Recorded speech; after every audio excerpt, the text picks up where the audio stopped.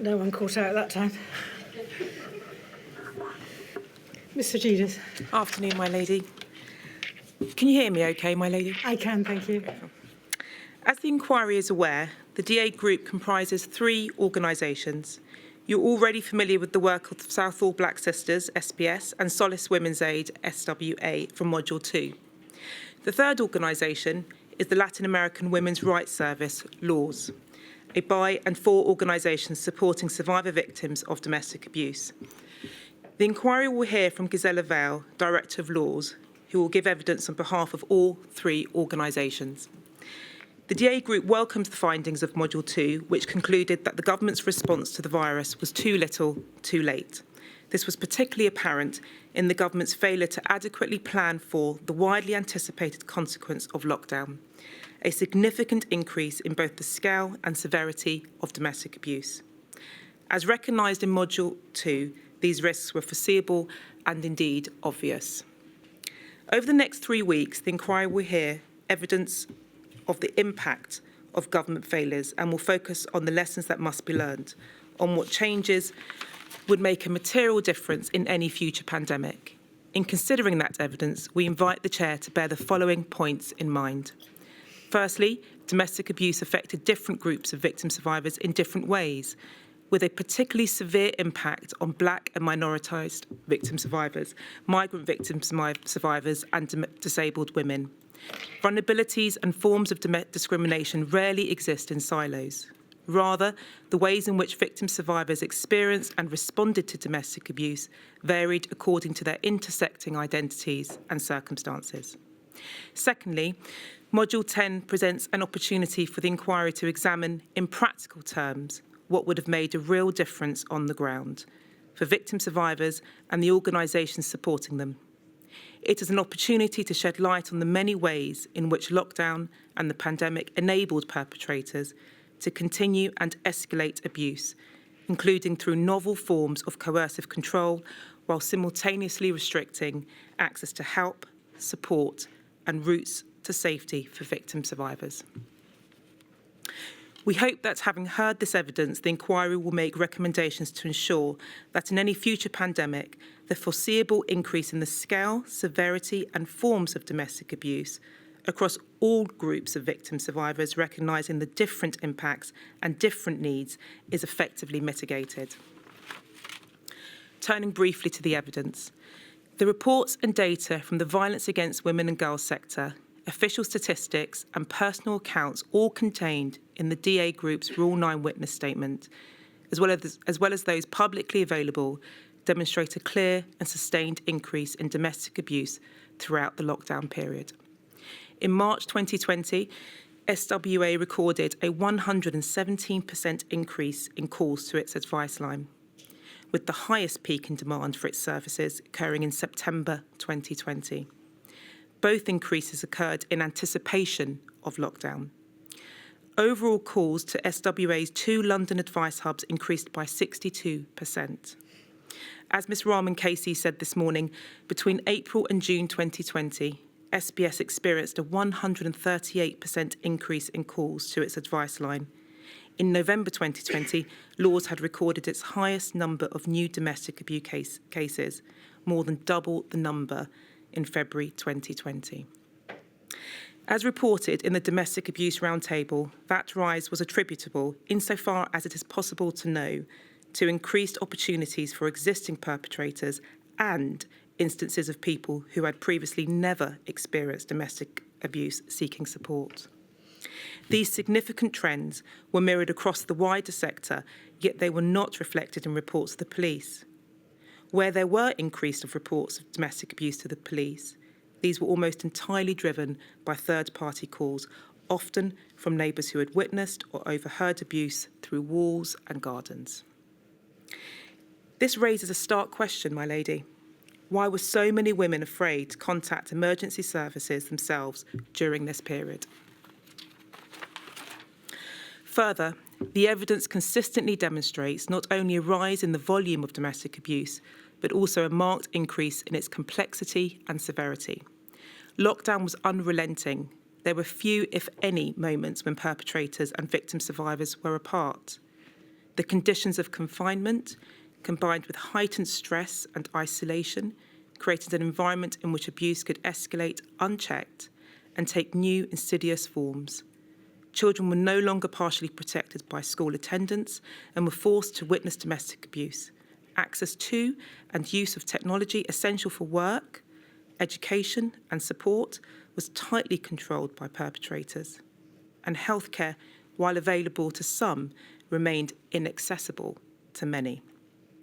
In the words of Pooja, supported by SWA, the pandemic gave him more control because of not being able to go outside. It gave him more power to use. It inflated his ego that he had this power and there was no threat of calling the police or leaving. And in the words of Gemma, he kept saying he would leave, but kept using the pandemic as an excuse not to. The physical abuse escalated before I left with strangling. During the pandemic, he started to sexually assault or rape me. There was also financial abuse. I felt very unsafe as I was trapped with my abuser. I couldn't go out to places to be safe away from him. I had to constantly placate him and negotiate with him. Laws received more frequent reports of sexual violence, including marital rape and forced pregnancy with limited access to birth control. One Laws staff member recalls a case where the victim survivor's husband, who previously drank only in the evenings, began drinking from morning until night and would rape her nightly. Lockdown and domestic abuse did not affect all victim survivors equally. Different groups experienced these harms in profoundly different ways. The reality is that existing structural inequalities amplified the suffering of the most marginalised groups, leaving them to endure even harsher and more harmful experiences throughout lockdown, as the expert reports to this inquiry confirm. In respect of children, the Women's Aid Shadow Pandemic Report found that 53% of adult victim survivors said their children were witnessing more domestic abuse, while 38% said their abuser had shown increased abusive behaviour directed towards children. Without the protective oversight of schools, GPs and social services, there was a greater need for mothers to protect their children whilst ever more vulnerable themselves.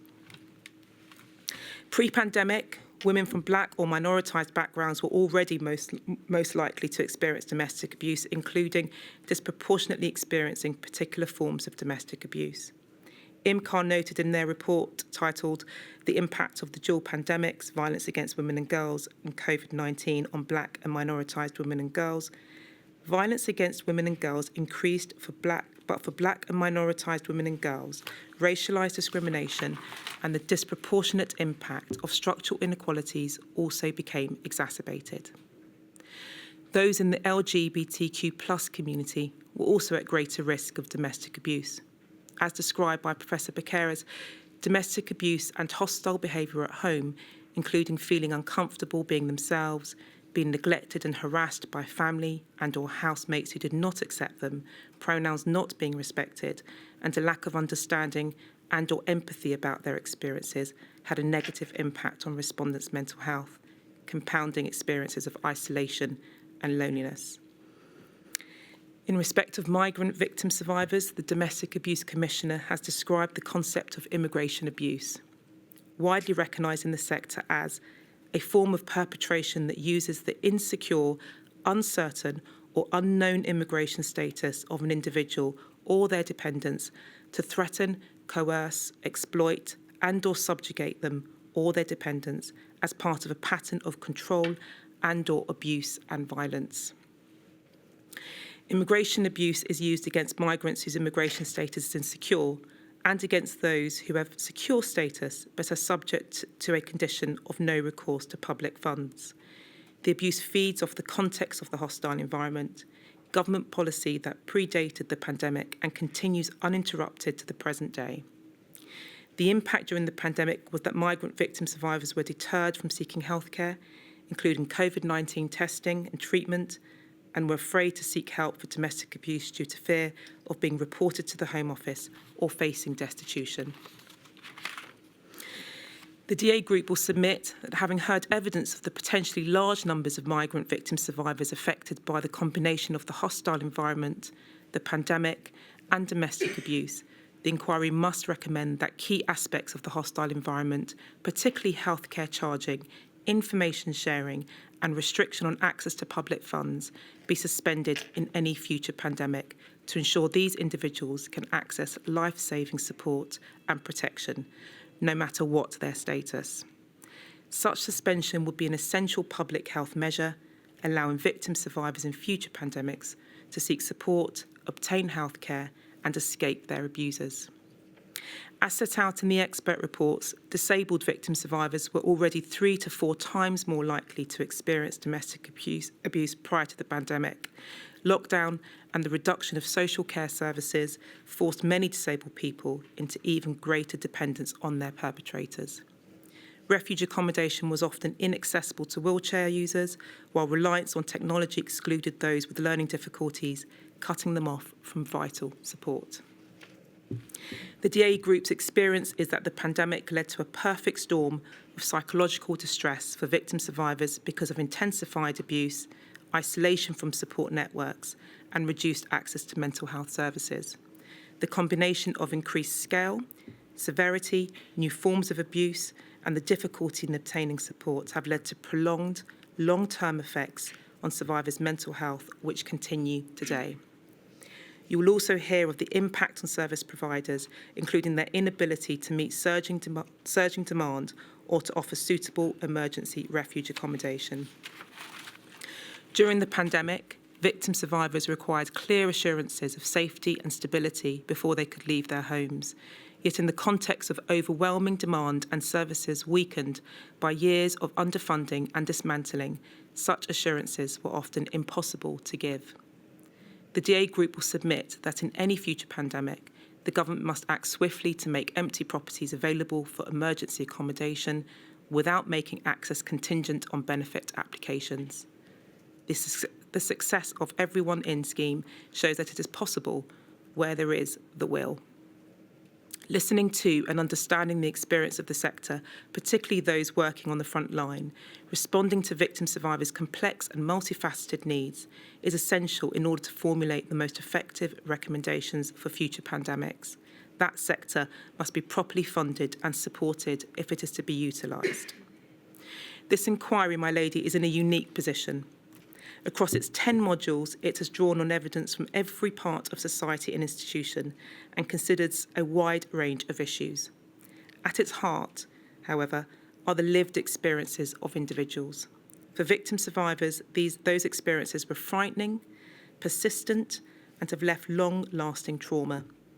This inquiry has the power to place that evidence on the public record, and in so doing, to offer hope that the recommendations it makes will meaningfully reduce harm in any future pandemic. It is also hoped that those recommendations are accompanied by a clear caution. Without implementation, they are useless, valueless. I end with words from Rainer, a victim survivor supported by SBS. COVID was for me not less than a nightmare. There were constant fights because of him being around all the time. It made me so anxious. I was living a nightmare without end. I'm grateful, my lady. Thank you very much indeed for your help. Now it's Miss Wiratney. Thought you were over there.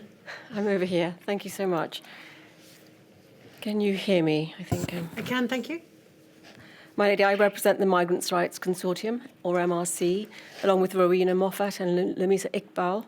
We're instructed by the Public Interest Law Centre, and Miriam Nowell and Melissa Kizito are here today. My lady, explaining the experiences of migrants and how they were impacted by the pandemic, largely through being intentionally excluded from essential protective services, is a complex and nuanced task. And by these opening remarks, we seek to highlight the central themes which we say are relevant to this inquiry's work. The detail is addressed in our Rule 9 evidence and in our written opening submission. In its Module 2 report, as has already been identified by other opening statements, the inquiry has recognised that the impact of the pandemic was unequal throughout our society. There were certain groups at greater risk of contracting COVID-19, and often there were groups who were already vulnerable through social and economic marginalisation prior to the pandemic.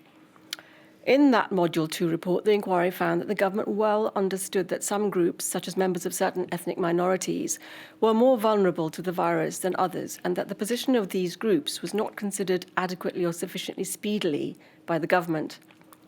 There's no consideration in that report of the impact on migrants specifically, and no sufficient evidence of the thinking about risks to migrants at the time. Migrant voices have been represented in Modules 3, 4 and 6 on healthcare, vaccination and social care. Our task in Module 10 is to ensure that the severe impact on migrant communities, which was foreseeable and distinct from that on ethnic minority groups, which received perfunctory risk assessment, if any, and ineffective mitigation, is recognised by this inquiry as being important to the wider public health risks and the health of the population as a whole.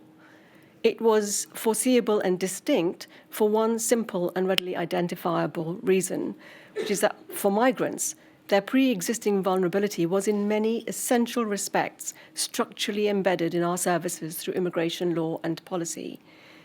To summarise complex immigration law, migrants are subject to immigration control not only if they are undocumented or in the asylum system or refugees, but even if they have some status in the UK. Many people subject to immigration control were and are deliberately excluded from essential health and welfare services and may also be subject to no recourse to public funds, or NRPF. It is this group of excluded migrants that the MRC is most concerned about. This suite of exclusionary immigration law and policies is often referred to as the hostile environment. Deliberate and hostile because these measures were aimed at creating hardship for migrants, making it difficult to work, access services and basic necessities such as food, with the intention of deterring migrants. It included severe restrictions and checks on the right to work, to rent accommodation, to have a bank account, to access benefits and receive free treatment from the NHS. These exclusionary measures quite obviously do not apply to people who are British-born, or more broadly, those who have acquired British nationality. And this difference is significant because the pandemic's impact on these excluded migrant groups was distinct and devastating as a result. And yet let's not forget that some of those who were affected by this deliberately exclusionary policy were courted and invited by our governments to address essential job vacancies unfilled from within the UK. For example, doctors, healthcare assistants, nurses, care assistants, or in public transport and delivery. During the pandemic, these migrants are more often than not the frontline workers. They constituted a good proportion of those who were clapped on Thursdays during the pandemic. They worked for the nation. The wide-ranging and heightened impacts on migrants are not capable of easy summary. Many are distinct to the overlapping or shared vulnerabilities, as with some ethnic minority groups, and were identified by CTI, Ms. Blackwell, King's Counsel, in her opening yesterday. This is because as there are special risks associated with targeted immigration law and policy that predated the pandemic, they amplified the impact of the pandemic on migrants in at least three ways. First, by exclusion from mainstream welfare provision, resulting in, inter alia, higher risks of destitution, poverty and infection with the virus. Secondly, by exclusion, whether directly or indirectly, from essential public and private services, including healthcare services, as a result of a legal regime aimed at making life as uncomfortable as possible for those who do not have leave to remain in the UK. And thirdly, by subjection to immigration control, requiring lawful status to remain in the UK, resulting in heightened insecurity and uncertainty during the pandemic, including increased vulnerability in employment and reduced access to financial support, and which in certain circumstances meant administrative detention. It is this legal and policy context, therefore, that is crucial also to the understanding of the evidence that demonstrates disproportionate impacts on migrants. In short, there were unassessed but foreseeable impacts which led to disproportionate mortality and infection rates and other unequal impacts for migrant people. Figures on mortality rates are particularly stark. A study in the Health Service Journal in April 2020 found that 83% of BAME deaths in a cohort of health and social care workers were born outside the UK. The researchers concluded that migration should therefore be considered alongside ethnicity by way of explanation for these deaths.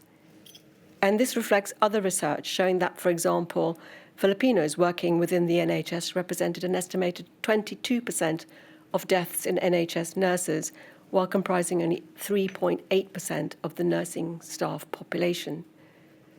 Such figures cannot be ignored and mean that this inquiry must investigate and explore the reasons for these dramatic impacts. As with all other vulnerable groups represented in this module, migrant groups want to have their specific experiences during the pandemic understood and taken account of for the future. This is not to undermine the experiences of others, but to spotlight the experiences of this continually marginalised group in our society. In terms of societal impacts, the MRC urges the inquiry to assess the distinct experiences of migrants without conflating them with those of ethnic minorities more broadly, because in spite of overlaps, to do so is wrong as a matter of principle, but also potentially result in a missed opportunity to identify and address the experiences of groups that played a crucial part through the pandemic, but who also suffered acutely, with obvious knock-on effects to public health policy at this time of crisis. To that end, we've produced extensive evidence by way of Rule 9 and set out recommendations for the future. Our written opening endeavours to distill our position into 4 key findings that we invite the inquiry to make. These are firstly, that migration status is a special and distinct risk factor, amplifying pre-existing vulnerability during the pandemic in ways separate to ethnic minority status. Secondly, that migrants who were subject to immigration control during the pandemic suffered negative impacts due to specific and targeted government policies, limiting access to protective and life-saving measures. For example, access to healthcare, benefits, housing, adequate and equal protections at work. Thirdly, that as a result, there were distinct risks from this during the pandemic for migrants, firstly reflected in the impacts on health, housing, financial insecurity and similar, and secondly, disproportionate infection and mortality rates. And fourthly, that to avoid undermining the wider public health pandemic response and amplifying the negative impact of the pandemic on all, a key mitigation to this impact on migrants is to prioritise public health over immigration enforcement. There's ample evidence, we say, before this inquiry to support these findings. It will not take a leap of imagination to reach these conclusions. Our simple message to this inquiry and the public at large is the importance of prioritising public health over immigration control. In our evidence, we have invited recommendations aimed at removing or suspending hostile environment provisions, including NRPF measures, which we are clear would have mitigated the severe impacts migrants experienced. We say this should apply at all times, but is an acute need during a pandemic. Placing any person or group at risk of destitution, poverty, and in fear of those in authority is dehumanizing and stigmatizing at any time.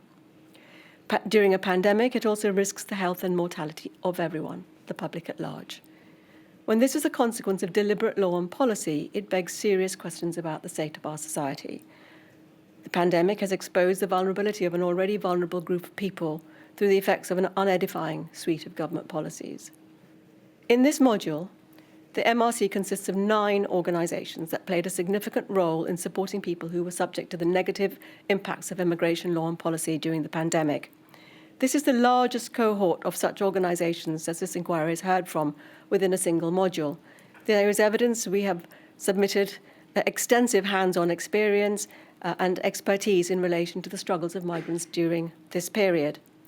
The inquiry has the benefit of the work of MRC organisations that investigated and analysed evidence on social and environmental factors having detrimental impact on health, problems with vaccine access, the deterrent effect of NHS charging and data sharing with the Home Office. This is important because data collection gaps during the pandemic have already been identified, and the inquiry will hear there are also gaps in the data on migrants gathered by official bodies at this time. The evidence comes from the Joint Council for the Welfare of Immigrants, Canlungan, Project 17, together with Migrant Children, Just Right Scotland, Doctors of the World UK, MedAct, and 2 trade unions, the United Voices of the World and the Independent Workers' Union of Great Britain. The inquiry will hear from Francesca Humey of Canlongan in oral evidence on behalf of the whole group.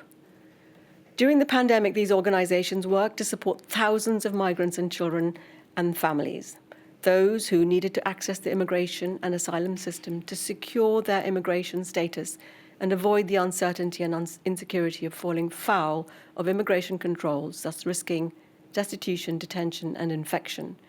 Those who'd fallen into extreme poverty and were living in destitution and experiencing food insecurity through being excluded from the mainstream welfare system through the panoply of law and policy, including NRPF, making them highly vulnerable to infection. Those who needed to access less crowded, safer, more secure housing and welfare support, including those in detention, thereby avoiding the risk of infection. Those who needed help and even encouragement to access healthcare when unwell, because fears of charging or data sharing with the Home Office by NHS staff. Those in low-paid and precarious work, many on the front line of the pandemic with no statutory sick pay or adequate safety net in the event they were unable to work, forcing them to go to work through sickness, unable to self-isolate, and thereby risk infection. Those in need of mental health support or help to receive groceries or in need of the translation of public health guidance. Our evidence sets out in detail the varying and nuanced impacts on migrants.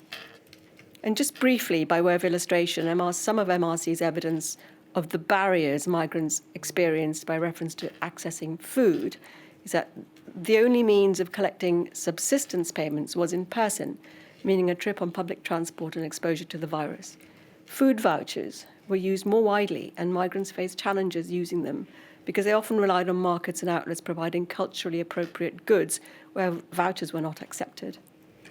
If you were on a low income or unable to access welfare benefits and in insecure employment, the increased cost of living hit particularly hard, and the voucher scheme created barriers, not solutions. Some migrants were excluded from holding bank accounts, including electronic bank accounts, so they could not order groceries online. Families were forced to travel to receive cash, which meant an increased risk of infection. Families with NRPF were at times ineligible for free school meals, leading to an increased food insecurity without the safety net relied on by other families. This affects a whole family. Finally, the basic proposition is that during the pandemic, prior difficulties caused by the immigration enforcement system acted to grossly exacerbate the conditions in which migrants found themselves, leading to worse conditions of destitution and food insecurity than before the pandemic, and disproportionate rates of infection and migration. As the inquiry enters its final phase, we are acutely aware of the mammoth nature of the task undertaken.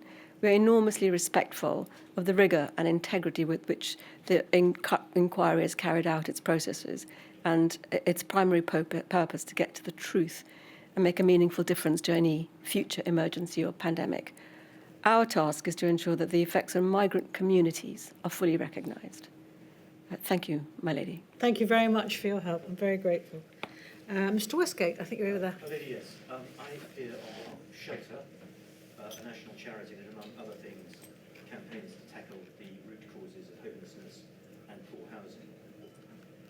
What Shelter says today isn't new, and in many ways reiterates points it's made from the outset. Nor do we expect the overall picture significantly to change.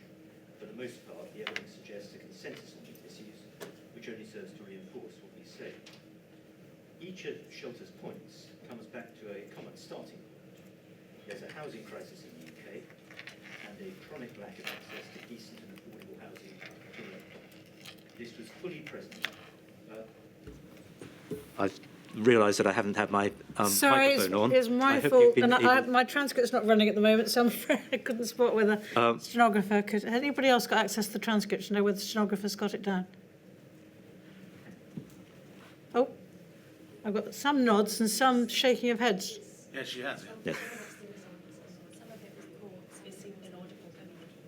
Oh, there are a fair few inaudibles. Mr. Westgate, I'm terribly sorry. Can you start again? Yes, I will. I appear on behalf of Shelter, a national charity that, among other things, campaigns to tackle the root causes of homelessness and poor housing. And what Shelter says today isn't new, and in many ways it reiterates points that it's made from the outset. Nor do we expect the overall picture significantly to change. For the most part, the evidence suggests a consensus on these issues, which only serves to reinforce what we say. Each of Shelter's points comes back to a common starting point, that there's a housing crisis in the UK and a chronic lack of access to decent and affordable housing to rent. This was fully present when the pandemic started. The result is that the unequal impact of the pandemic, already recognised by the inquiry in Module 2 and emphasised by counsel to the inquiry, developed against a background where many families were already homeless or on the brink of it. Too often, staying at home meant staying in grossly substandard accommodation that only increased risks from COVID, but added to them risks to mental and physical health and exposure to violence or abuse. These points are repeatedly made, not only in the specialist housing evidence, but also in the evidence and submissions of others, including the DA Group, Mind and the MRC. This isn't the place to investigate how we got there, but Shelter will invite the inquiry to recognise, firstly, that the lack of decent affordable housing and poor housing conditions were substantial contributing factors to the adverse impacts of the pandemic, and particularly to the disproportionate harm suffered by many of those who were already disadvantaged or vulnerable. In this context, housing stress needs to be recognised as a factor in its own right. Otherwise, it may be overlooked or downplayed in any future planning. Secondly, unless this is addressed, the same pattern will emerge in any comparable pandemic. Shelter believes that this requires a sustained programme of investment to increase the number of homes in the social rented sector. And this is a theme we see in the housing specialist evidence, but also in other sources that we've referenced in our written submissions at paragraph 43. Shelter's more specific submissions are all subject to that general point. For example, while some mitigation measures were undoubtedly effective, they didn't produce a long-term solution. And in the remaining time, we'll address two topics. The first is to emphasise the scale of housing-related disadvantage and how it impacts, particularly during lockdown. And the second deals with mitigation measures, and in particular, everyone in. And if time permits, we'll say a little about lessons and recommendations. Dealing with the state of housing, going into the pandemic, some 7.6 million households suffered at least one major housing problem relating to overcrowding, affordability, or poor quality housing. A briefing by the National Housing Federation found that 31% of adults reported mental or physical problems because of lack of space or condition of their home. They observed that while many found refuge in their home during lockdown, for countless others, home has felt less like a sanctuary and more like a prison. Shelter's evidence highlights the problems, in particular, of those in temporary accommodation, or TA. Homelessness services have, for a long time, felt obliged to use this because of difficulty sourcing more secure housing in anything like an acceptable timescale. This was all the more difficult during the pandemic, as the flow of available accommodation was restricted and moving more difficult. TA is likely to be occupied by those in greatest need, who will ordinarily be in priority and will already have become homeless. And during the pandemic, they were joined by those additionally accommodated and everyone in. The numbers in TA were and remain shockingly high. In the first lockdown, there were over 250,000 people, then the highest it had ever been. A significant proportion were in shared accommodation, 17% in hotels and hostels. Others were living in what was described as self-contained, but was in reality a single room where a whole family had to sleep, work, play, and eat. It's only possible for us to get a snapshot here, and we refer to the evidence of Tim Guttridge on behalf of Shelter and the reports he exhibits, which give further and more vivid detail. But Shelter's contemporary research revealed a range of common problems. A non-exhaustive list runs from damp, disrepair and infestation to a lack of basic facilities. Many occupiers had difficulty washing themselves, doing laundry or preparing meals. Other options that would normally be available, like going to a laundrette, were closed, and they couldn't use friends' facilities either because they couldn't visit them. Crowding in shared facilities meant it was impossible to maintain social distancing.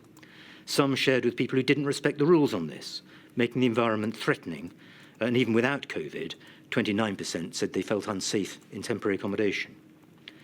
All this is hard enough in any circumstances, but thousands of families were confined to conditions like this day after day, often cut off from the lifeline of contact with family, friends and others who would, in pre-COVID times, have been able to help. Before moving on from this topic, we note that Shelter's evidence frequently refers and references surveys and reports of the experiences of service users. It's no less reliable or valuable for this, but what it reflects is that other data collection methods often fail to capture relevant detail about the most disadvantaged groups, and vital information may be missed. We'll come to a specific example in the next topic, which is mitigations, and in particular, Everyone In. The Everyone In programme started in March 2020, when authorities were asked by the Minister to provide accommodation for those sleeping rough or at risk of it. They quickly rose to the challenge, and on its own terms, the programme was undoubtedly a success. It prevented thousands of infections and hundreds of deaths from COVID. It was the product of a firm expression of political will, backed with funding and the commitment and dedicated hard work of local authorities.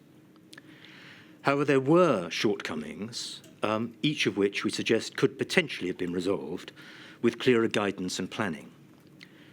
Firstly, Shelter received frequent reports of people being unable to access services or being turned away. Part of this seems to have been because of the way services were delivered. Some couldn't access them via Wi-Fi or telephone, or because information wasn't translated. A Shelter briefing recorded the example of a pregnant young woman who'd been sleeping in a tent for a month, but was told she had to apply online, despite explaining that her phone was broken and she didn't have enough credit. Other problems seem to have been because of differences in local practice, or because of misunderstandings about who should be accommodated. People, for example, were turned away for reasons such as not being in priority need or not being verified as rough sleepers. Secondly, there were issues about adequate support for those who were accommodated. The LGA evidence gives examples of good practice, but elsewhere that wasn't the case. A number of people coming off the streets had to deal with mental health crises or potentially life-threatening substance withdrawal, and for related reasons, some were refused accommodation or had to leave it when it had been provided. Here the statistics present us with what's potentially a disturbing gap. The ONS statistics record no significant change in mortality rates among the homeless. But a report by the Dying Homeless Project estimates 266 more deaths in 2020 compared to 2019, a 37% increase. Only 10 of those were COVID-related, but 50% of them were either from drug and alcohol use or suicide, what are sometimes called deaths of despair. Yet we may never know whether any of this is linked to concerns about missing support. Professors Bamber and Marmot explain the variation between the ONS and the Dying Homeless Project conclusions as reflecting differences in data and collection methods, as it's hard to identify deaths in this marginalised population. Thirdly, a persistent problem was how Everyone In fitted with legal restrictions on accessing support and services, about which you just heard, for those without leave to remain or whose status prevented them from having recourse to public funds. These limits are in primary legislation, and for years local authorities have been required to deny support to people in that class. The initial advice from central government was inclusive, and it suggested that everyone was to be accommodated regardless of their immigration status. However, it didn't identify any power under which authorities could provide support. Later advice seemed to take a stricter line that no recourse remained in force, while telling authorities to exercise their own judgment, but again without identifying any power. And here we do part company with the Round Table report if it suggests that need was prioritised over immigration status for the duration of the pandemic.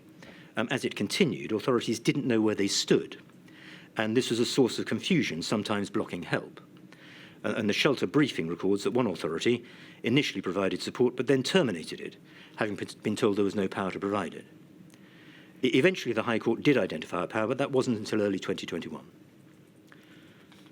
As the specific programme came to an end, there was an ambition to move people on to permanent accommodation. However, that didn't materialise, and in common with others, Shelter considers this to be a missed opportunity to end rough sleeping. The numbers have now reverted to their pre-pandemic levels, and Shelter's own research in August 2021 suggested that fewer than a quarter of people accommodated had found settled housing. Given the time, we only touch on the other measures to limit the risk of losing accommodation during the pandemic. That risk arose mainly because of people falling into arrears. Measures such as a stay on possession proceedings and relaxing benefit restrictions are welcome and prevented many occupiers from losing their homes, but they didn't protect renters from COVID-related arrears, and a benefit freeze was reimposed in 2024. So more and more of the market again became inaccessible, which in effect is where we began. In our written submissions, we set out some suggestions about lessons learned and recommendations. We don't develop those at this stage, but as the evidence is given, we do invite the inquiry to keep in mind 4 points. Firstly, the need for steps to improve the supply of decent and affordable housing to rent. Secondly, that in any comparable pandemic, it may again be necessary to accommodate large numbers of people who'd otherwise not be entitled to it, at least as the law is currently framed. There needs to be a mechanism for swiftly and clearly disapplying any disqualifications to make it clear that authorities can and should provide help in all cases.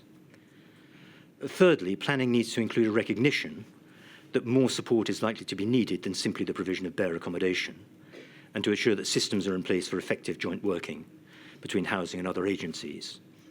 And fourthly, it's vitally important that any such planning needs to be developed with input and advice from people with lived experience of homelessness. Those are our submissions. Thank you very much for your help, Mr. Westgate. Very grateful. Mr. Pisani.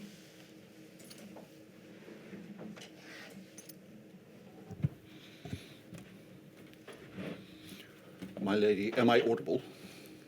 I'm not sure. The microphone says it's Oh, on. that's it. Yep. Yep. My lady, I make these submissions on behalf of Mind, the mental health charity. It is neither a surprising nor a novel proposition that a national health emergency will impact the mental health of the population. Describing it cogently is another matter. Every one of us in this room and throughout the nation is a witness to the psychological challenges introduced by the pandemic. The causes of mental health impact are diverse and include, non-exhaustively, anxiety, isolation, the ongoing pain of bereavement and grief, confinement in crowded accommodation, exposure to abuse in a place one cannot leave, the unavailability of support networks. And the effects are multifaceted. The continuum referred to yesterday by Ms. Blackwell, King's Counsel, comprehends experiences running from relatively short-term distress to long-term, life-changing, severe mental illness. And that diversity of impact involves its own peril. So many were affected in so many interweaving ways that to be asked to define mental health impact can appear to be a daunting, even overwhelming task. Even to understand a single individual's psychological trauma is a sensitive and difficult endeavour. To understand a nation's psychological trauma, exponentially more so. Mind commends the inquiry for taking on that endeavour and is happy to try to assist. And Mind recognises the parameters of this module and does not seek to advocate for the inquiry to adjudicate or re-adjudicate policy decisions. But Mind welcomes the inquirer's determination to examine the impact of those decisions on people's mental health, on people's lives, and to draw lessons with a view to reducing harm in the future. The particular value in the evidence of Mind and Dr. Sarah Hughes, its CEO, derives in a great part from the work it and its affiliated local minds did throughout the relevant period. That work was diverse and hard. An example is in a local mind which served an area in inner city London which was very badly affected by the pandemic and had high levels of economic insecurity, social deprivation, homelessness, and many vulnerable residents. That local mind took the decision to lock down several weeks later than local minds in other areas to enable people to continue receiving vital support in the interim. Recall the intense anxiety that all of us suffered in those early stages. The courage of that local Mind staff to continue its work is striking. Mind wishes at this preliminary stage, or starting stage, to draw particular attention to the following 5 matters, which are the subject of express evidence to this module and which touch on areas of our nation's life from which we can tend to turn away. There are notable symmetries between the expert evidence and the individual accounts of impact. First, Mind welcomes the inquiry's focus on the impact of the pandemic on people with severe mental illnesses. They are typically an overlooked sector of our society, subject to an age-old stigma, about which Professor Dasmunchi is eloquent in her report. She says people are reduced to discounted or devalued individuals through a range of socially mediated mechanisms, which include labelling, shaming, discrimination, and status loss. The resultant lower status of mental health compared to physical health has been described, she says, as a lack of parity of esteem. For many people with severe mental illnesses, the world does not always feel like a safe place. During the pandemic, their sources of safety were lost, or subject to sudden change, or attenuated. The result was exemplified, perhaps most strikingly, in the introductory impact film yesterday morning. It is easy to understand the reason for including the account of Mark, the food bank manager, who described seeing what he called the screaming man, who was literally walking around the street screaming because, Mark said, all the mental health services had shut and had switched to online. Professor Dasmunchi's evidence links stigma to disparity of esteem, a lower status of mental health compared to physical health. That too had a palpable impact on the lives of people with severe mental illnesses. For example, Professor Dasmunchi describes delays in psychiatric wards receiving infection control and testing equipment.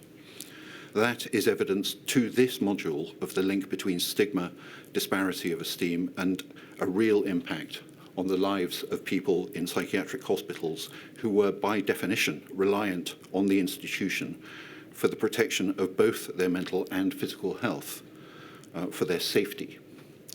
But importantly for this module, we have evidence of real effects on individuals. I refer to the account in Dr. Hughes' statement of the experience of Jane. Her father, Mike, had a severe mental illness. In March 2020, he was detained in hospital under the Mental Health Act.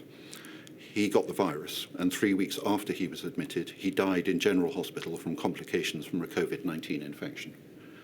8 days before his death, Mike's symptoms progressed, and medical advice was sought, but no COVID swab was taken. Jane was told that there was no facility in place to treat her father's physical and mental health conditions simultaneously. And the impact of that experience resonated. It affected Jane's mental health, and it affected her family. It changed the way they lived their lives. Jane and her family felt their own mental health impact. And so it's important to recognize that a mental health impact of the pandemic on one life causes ripples that spread. Second, the mental health impact of the pandemic was not equally felt and was subject to the inequalities referred to in Ms. Blackwell King's Counsel's opening. If you're living in poverty, or from a racialized background, or you are suffering from a severe mental illness, or you are an unpaid carer, or you are a single parent, or you are living in crowded accommodation, or you don't have easy access to green space, or you are trapped in a domestic setting where you're subject to abuse, then you would be wise to brace for a heavier mental health impact from a pandemic than if you're none of those things. But it is when one starts to replace those ors with ands that the reality of the inequality of mental health impact starts to correspond with the reality of many people's lives. Vulnerabilities come not as single spies, but in battalions. As Professor Osborne observes, the larger increase in first episode psychosis incidents observed in Black and Asian groups may be explained by structural inequalities, specifically elevated exposure to stressors like discrimination, social defeat, which he describes as the negative experience of being excluded from the majority group, substandard living and working conditions, financial difficulties, isolation, loneliness, and disparities in access to health services. Vulnerabilities form a web. Professor Dasmunchi describes this as intersectionality, or the impact of multiple overlapping systems of oppression, leading to poor health in certain more marginalized groups. The unequal impact of the pandemic exposed that web and exacerbated it. The result for the people living with those vulnerabilities was an increased risk of severe mental illness, such as psychosis, and the personal impact of an episode of psychosis on the individual and their family cannot be overstated. Third, there are striking gaps in the data. Professor Osborne says in relation to the later waves of the pandemic that while there was evidence regarding psychosis and eating disorders with increased referrals post-lockdown, there was no evidence regarding diagnoses such as severe OCD, severe anxiety, depression, or PTSD. No evidence. There are thus severe mental illnesses about which there was simply an absence of research evidence, which plainly affects our ability to define the impact of the pandemic on people living with those conditions.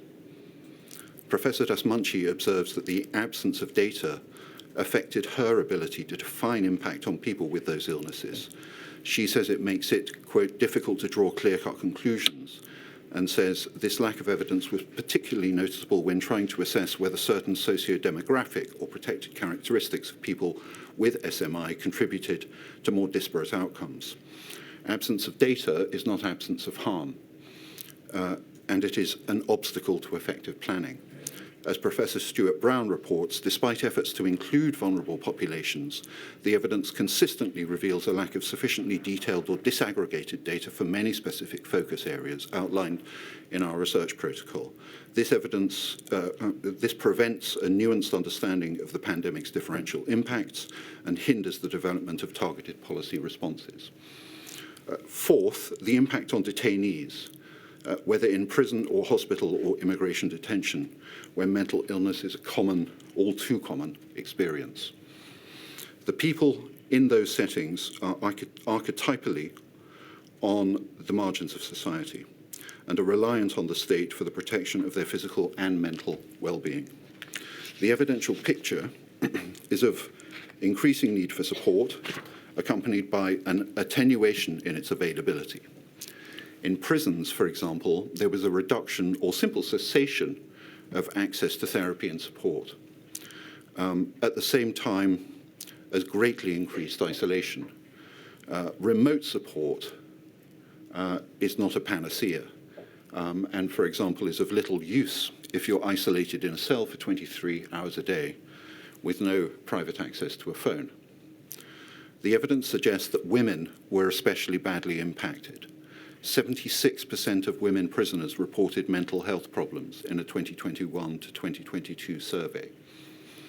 The Chief Inspector of His Majesty's Inspectorate of Prisons reports that staff in women's prisons, in particular, reported having to provide care for profoundly distressed women who should have been in hospital, including women with acute mental health needs who had been sent to prison as a legal place of safety due to a lack of hospital provision.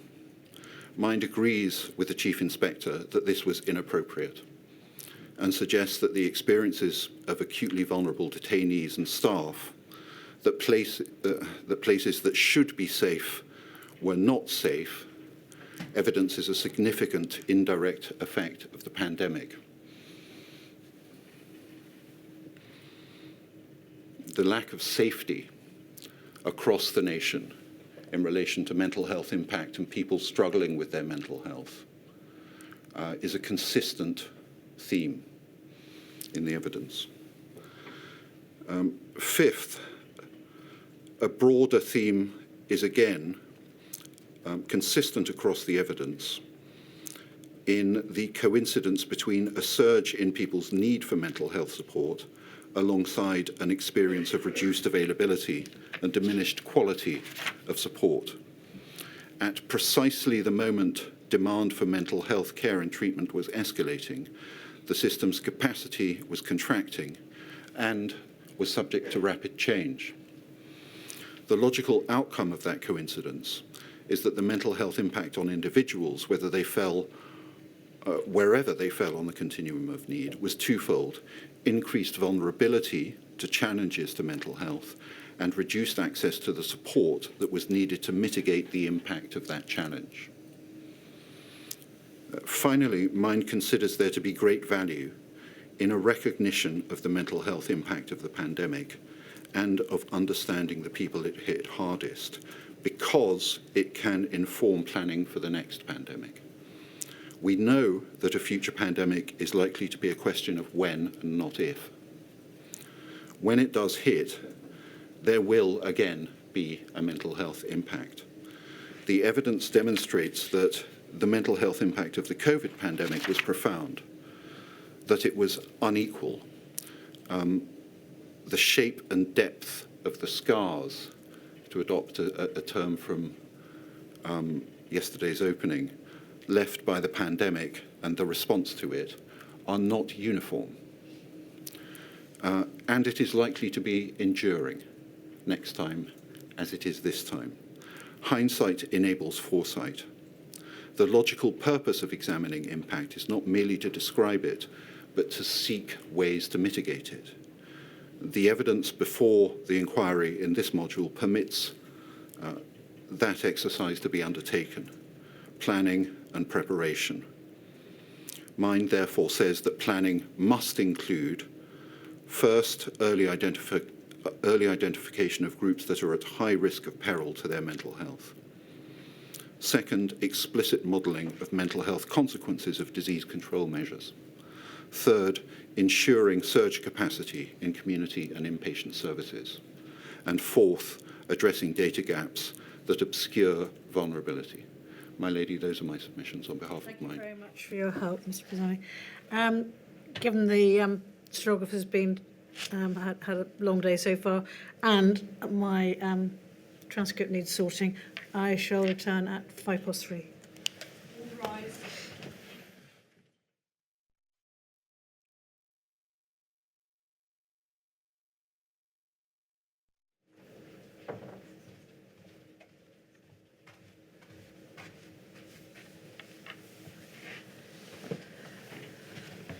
Ms. Stober.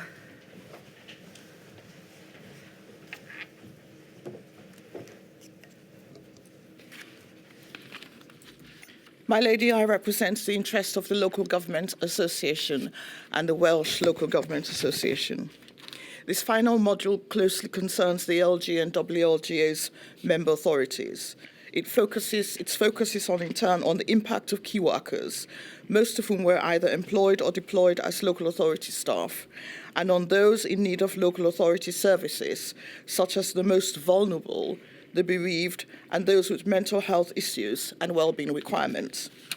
The witness statement of the Chief Executive of the LGA, Ms. Joanna Killian, and WLGA, Dr. Llewellyn, cover all these points, responding to the specific request for information from the inquiry team.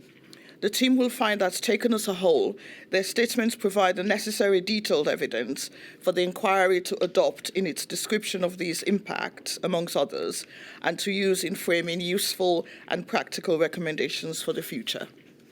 In relation to the LGA, Ms. Gillian explains how local authorities responded during the pandemic, noting the difficulties, issues, and problems which had been overcome and the actions that went well.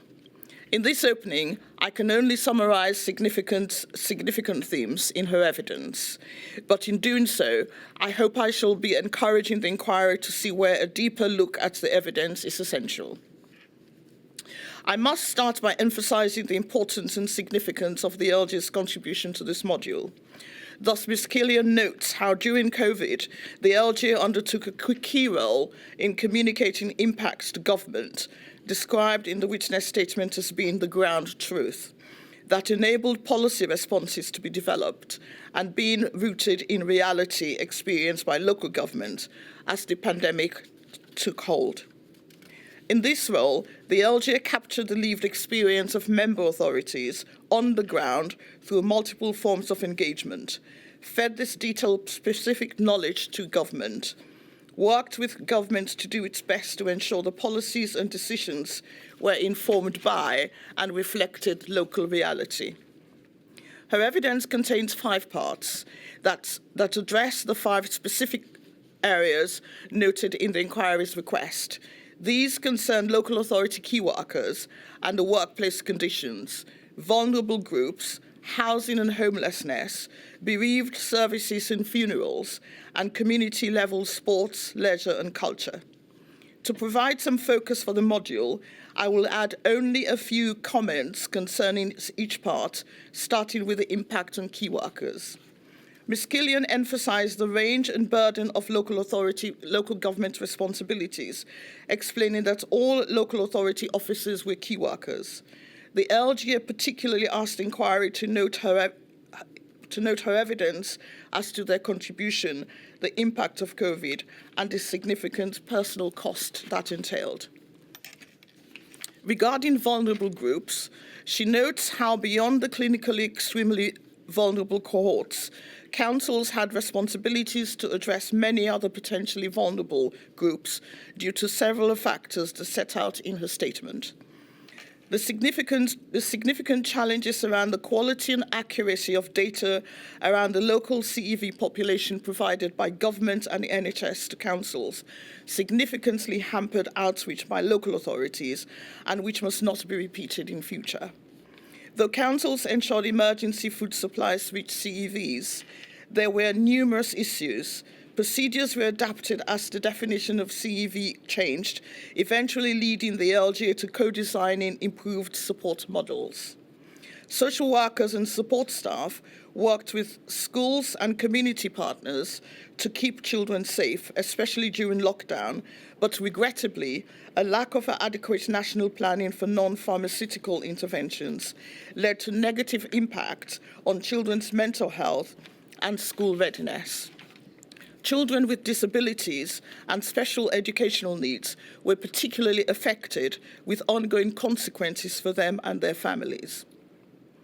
The impact on domestic abuse victims during lockdown, as you've already heard this morning, was quite significant.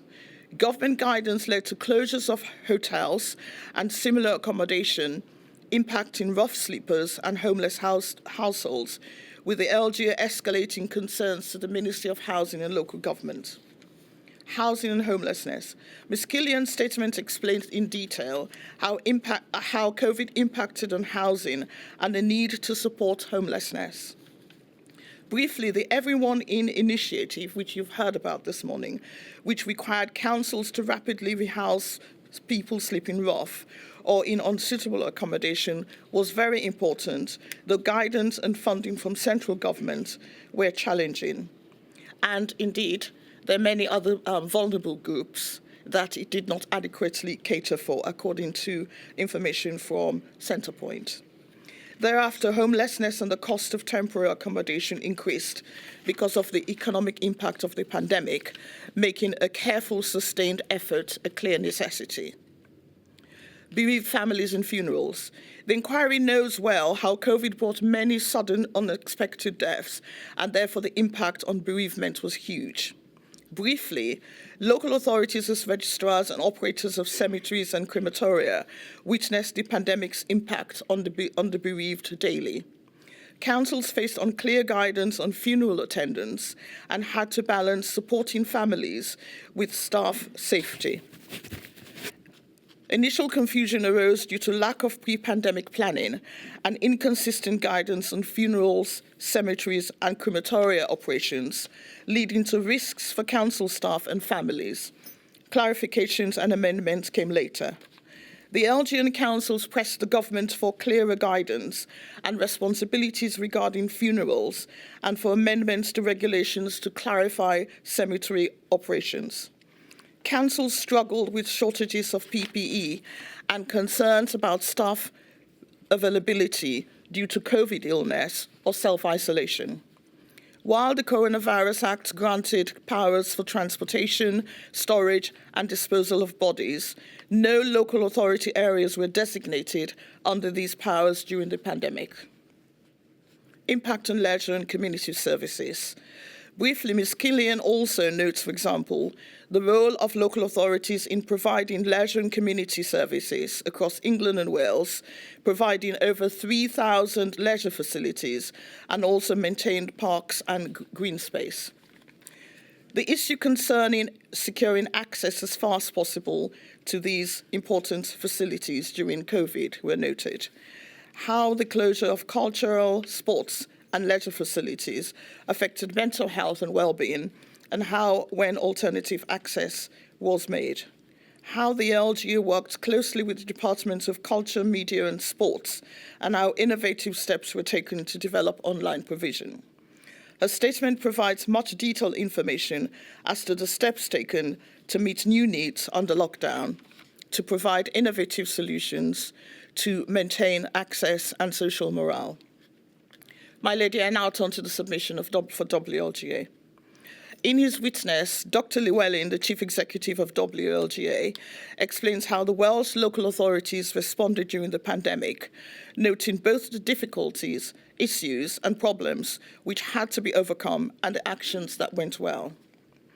Dr. Llewellyn's witness statement also addresses the 5 specific areas noted in the Inquiry's Rule 9 request for information. These concerns impact on local authority key workers and workplace conditions, vulnerable groups, housing and homelessness, bereaved services and funerals, community-level sports, leisure and culture. To provide some focus, again, I will only make a few comments concerning each part, starting with impact on on key workers. Impact on key workers and workplace conditions were huge. Even so, I must note that I cannot fully summarize Dr. Llewellyn's important detailed evidence about the role of local authorities enforcing workplace safety regulations, workplace interventions and safety measures, and the workload and access to support of different types of key workers. What I must point out, though, in general terms, is the impact COVID had on local authority officers was very significant. Briefly, local authority officers, both key workers and others in important support services, worked under enormous pressures, often 7 days per week, for long hours, for sustained periods, and with no breaks.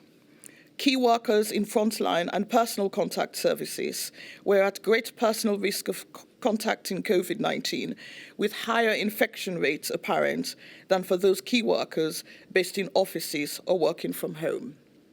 Many employees experienced pressures such as managing personal mental health and well-being, and several had long COVID. Some suffered abuse where service users resented conforming to restrictions. Care workers occasionally experience verbal and physical abuse for allegedly being carriers and spreaders. Key workers, particularly care workers, were not initially given adequate priority for vaccination.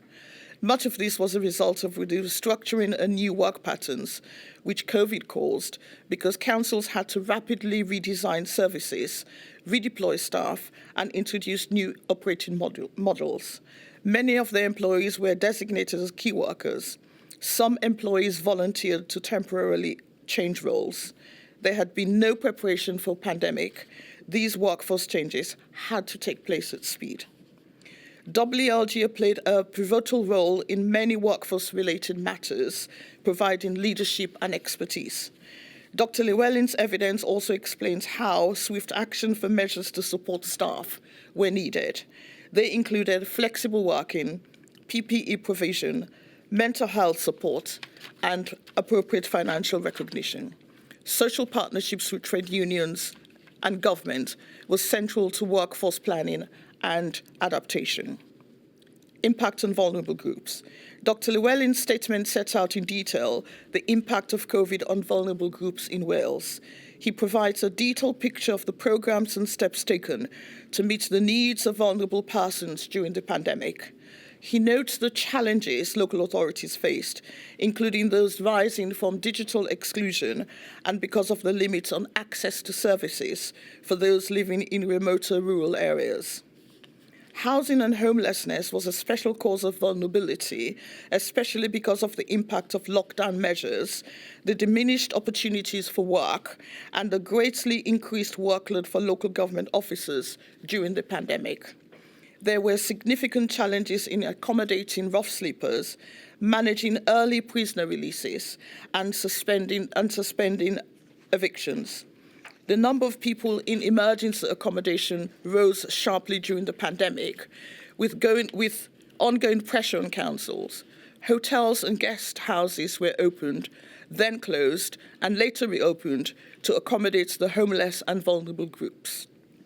The inquiry team is asked to note that councils played a critical role in securing emergency accommodation under the No One Left Out strategy, repurposing hotels and other facilities, while the Welsh Government provided emergency funding and guidance.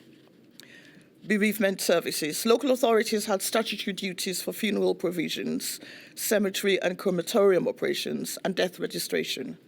Councils had a clear obligation to scale up services, adapt procedures, and provide emotional support to staff during this time. COVID itself and the restrictions imposed to defeat it had severe effects on both local authority staff responsible for funeral and bereavement services and the bereaved themselves. Briefly, for the bereaved, there were emotional impact because many families were unable to be with loved ones at death or at funerals. There was limited accessible support from friends and the community. There had to be restrictions on mourning rituals. To meet these obligations and difficulties, local authorities implemented a wide range of compassionate adaptations, such as, for example, live-streamed funerals, attendance limits, outdoor ceremonies where possible, large-screen monitors, and video facilities at the crematoria. Of course, those were not sufficient to meet the normal method of funerals and burials, as you've heard earlier today. Community-level sports and leisure. Local authorities also have a hugely important role in the provision of leisure and community services and maintaining parks and green space. The issue concerning securing access as far as possible to these important facilities during COVID is discussed in detail in Dr. Llewellyn's statement. The pandemic led to widespread closure of facilities, suspension of organised sports, and significant operational restrictions. The effect on mental health and well-being, especially for vulnerable groups, including those with disabilities and protected characteristics, was huge. He also notes how councils adapted, offering virtual fitness classes, online library and museum services and resources, deliveries, though these could not fully replace the value of in-person engagement. Local authorities maintained and in some cases enhanced funding and support for the voluntary sector, recognizing its social and economic value, and that emergency funding and innovative local schemes were crucial in sustaining community support. Lessons learned. My lady, there are many lessons to be learned from the experience of local authorities in England and Wales during the pandemic, set out in both witness statements, and I will address some of those in my closing submissions.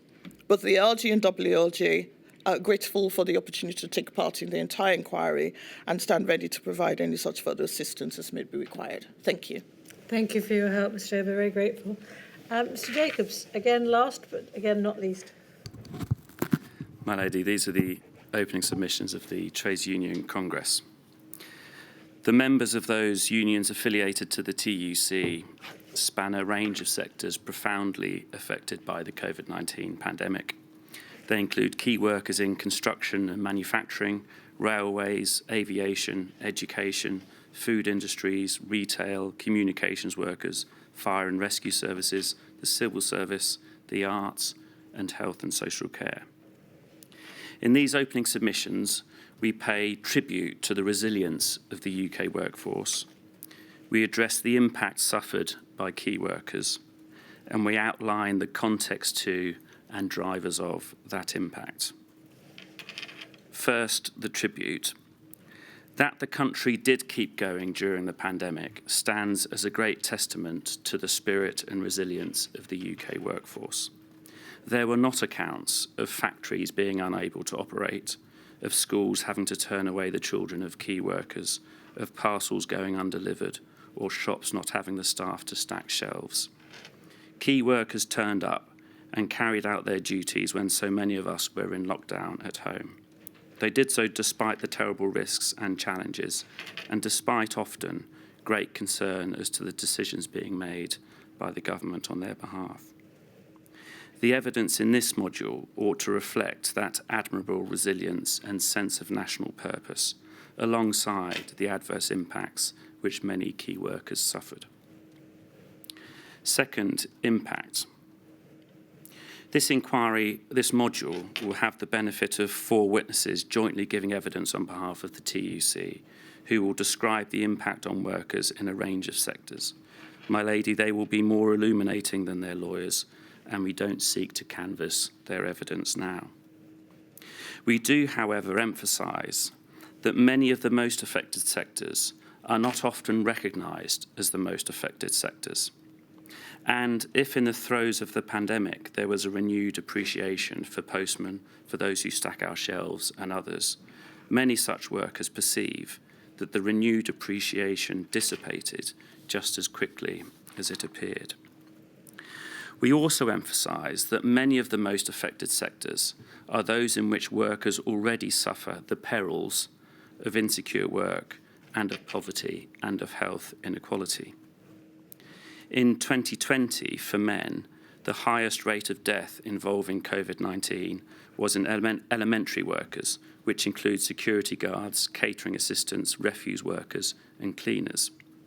In construction, ONS data from April 2020 recorded that there had already been 87 COVID-19 related deaths of workers in the skilled construction and building trades, and 90 deaths among workers in the skilled metal, electrical, and electronic trades. In manufacturing, there was a series of outbreaks in the Leicester garment factories, which triggered Public Health England to send a team of officials to investigate the cause. An outbreak at a Backover food processing factory in December 2020 was followed by 100 workers testing positive for COVID and the deaths of 2 workers. In warehousing, an outbreak occurred in May 2020 at an ASOS warehouse, which employed 4,000 workers. A survey by GMB of 500 of those workers at the factory found that 98% felt unsafe at work due to COVID-19. Research since the pandemic has found that those in the warehousing sector had some of the highest outbreak rates, second only to manufacturers and packers of food. In transport, high rates of infection and mortality amongst London bus drivers led to Transport for London commissioning a report to consider the causes in May 2020. The report found that Black, Asian and minority ethnic bus drivers and those living in areas characterised by deprivation face particularly high risk. And we heard this morning, my lady, as to the account of a bus driver being given a shower curtain as a protective measure. Of course, impact is measured beyond fatality rates. Many key workers have suffered the terrible experience of long COVID, an experience often compounded by loss of income, by being disbelieved or misunderstood, and by a lack of workplace support. This, my lady, was the terrible correlation in the pandemic of socio-economic disadvantage and the very worst impacts of COVID-19. These issues will be expanded upon by the TUC witnesses and no doubt others. What we can do as the TUC's legal representatives is set some context for the evidence as it has been revealed in this inquiry so far. In particular, we focus on those points of context that were drivers of impact. In that sense, we take up what Miss Blackwell, King's Counsel, said in opening yesterday. To understand impact, you have to consider context. We contract our 11 points on this in written opening to 6 overarching themes. The first and necessary starting point is the pre-existing health inequalities with which the UK entered the pandemic, as illuminated in the Module 1 report. That report described that the UK entered the pandemic with its public services depleted, health improvements stalled, health inequalities increased, and health among the poorest people in a state of decline. Those circumstances shaped the experience of the pandemic for many key workers. These health inequalities are not a theoretical abstract. They are the lived experience of many who had to continue to attend work during the pandemic. The second point is the lack of sector-specific planning. As the evidence in Module 1 also demonstrated, pandemic planning was focused on an influenza pandemic in healthcare settings. There was little practical planning informed by the on-the-ground knowledge of how different sectors operate for the kinds of challenges a pandemic would present across the wider economy. The real-world consequence was that many sectors felt they were abandoned as there was a rush to support the NHS, and they waited for months whilst colleagues fell ill or died before PPE and other resources filtered towards them too. The problem with PPE was one of the issues most frequently raised with the TUC and its affiliates. The problems created by the lack of planning across sectors going into the pandemic were exacerbated by a lack of social partnership during it. Sectoral issues need both visibility and priority within government for them to be addressed. Stronger arrangements for social partnership between unions and government would have supported that. And we note the theme from the round table meetings as set out this morning as to the need for clarity and for consultation and co-production in respect of guidance. The third theme is structural racism. The inquiry has heard evidence that Black, Asian and minority ethnic workers are less likely to seek out risk assessments or be assertive about their needs in terms of safety at work. TUC research has found that Black, Asian and minority ethnic workers report being allocated harder or less popular tasks than white counterparts and experiencing high levels of discrimination, which they do not typically feel able to report. Moreover, as Professors Nazrou and Bakares said in Module 2, the employment profile of ethnic minority people is somewhat different to that of white British, as they are more likely to be employed in sectors that increase their risk of exposure to an infectious agent. So, Black and minority ethnic workers are more likely to be in workplaces with increased risk, and when in those workplaces are likely to be at higher risk than their colleagues. The fourth theme is precarious work as a driver of poor outcomes. Insecure work has increased markedly in the UK, with the number of workers on zero-hour contracts increasing from under 200,000 in 2010 to almost 900,000 in 2018. The SAGE ethnicity group and Professors Marmot and Bambra have both highlighted the connection between precarious work and risk during a pandemic. Effective infection prevention and control relies on workers who are properly trained and empowered to follow safe systems of work, who know how and feel confident to raise concerns where those systems are not operating as they should, and who do not fear penalty where they are required to take proactive steps such as self-isolation. Insecure employment conditions work against all of those characteristics. The fifth theme is the additional challenges and vulnerabilities faced by migrant workers.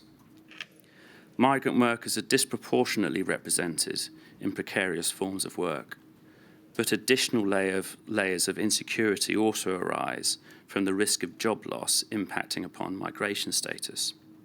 As a result, they are less able to raise concerns, request risk assessments, or request PPE and infection prevention and control training, and are more likely to fall into presenteeism. Migrant workers are a substantial proportion of the UK workforce. In 2020, 10% of the working population were not UK nationals, and these workers were also overrepresented in many key worker roles. The sixth theme is unsafe workplaces. How is it that workers in food processing plants, for example, were repeatedly suffering mass outbreaks? The inquiry has heard some evidence as to the limitations in workplace regulation of the Health and Safety Executive and local authorities.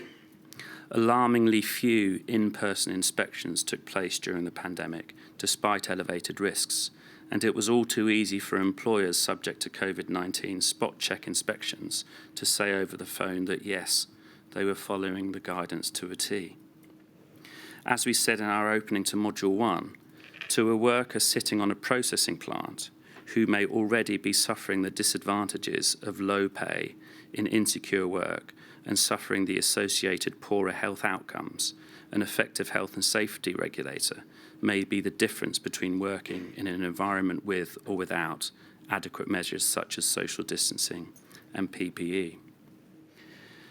An additional driver of unsafe workplaces was the inadequacy of the arrangements for sick pay and financial support for self-isolation.